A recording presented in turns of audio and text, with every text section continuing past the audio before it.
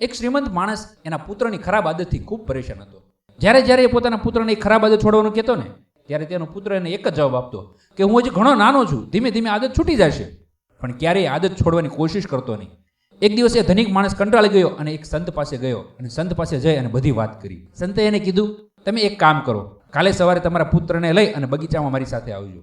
બીજા દિવસે સવારે પિતા પુત્ર બગીચામાં પહોંચ્યા. મહાત્માએ એના પુત્રને કીધું, ચાલો આપણે બગીચાની મુલાકાત લઈએ.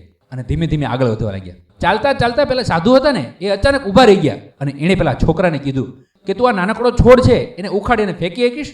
હા, એમાં શું મોટી વાત છે? એટલું કહીને દીકરાએ આસાનીથી એ છોડને ઉખેડી નાખ્યો.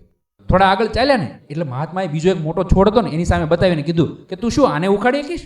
પેલો છોકરો તો એ તરત એ છોડ પાસે ગયો અને એને ખેંચવાની ટ્રાય કરી, પણ થોડીક એના માટે મહેનત કરવી પડી અને મહેનત પછી એ છોડ ત્યાંથી નીકળી ગયો.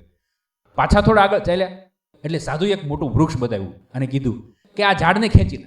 પેલો છોકરો તો એ ઝાડ પાસે ગયો, ખૂબ મહેનત કરી, પણ એ ઝાડ હલ્યું પણ નહીં. એટલે મહાત્માજી એને પ્રેમથી સમજાવ્યું અને કીધું, બેટા, ખરાબ આદતો છે ને એ પણ આવી જ છે. જ્યારે નાની હોય ને ત્યારે એને આસાનીથી છોડી શકાય છે, પણ એ જેમ જેમ મોટી થતી જાય છે ને ત્યારે એને છોડવીને એ ખૂબ મુશ્કેલ બની જાય છે. દીકરો એની વાત સમજી ગયો. એણે મનમાં જ નક્કી કર્યું કે આજથી જ આ આદતને હું છોડી દઈશ.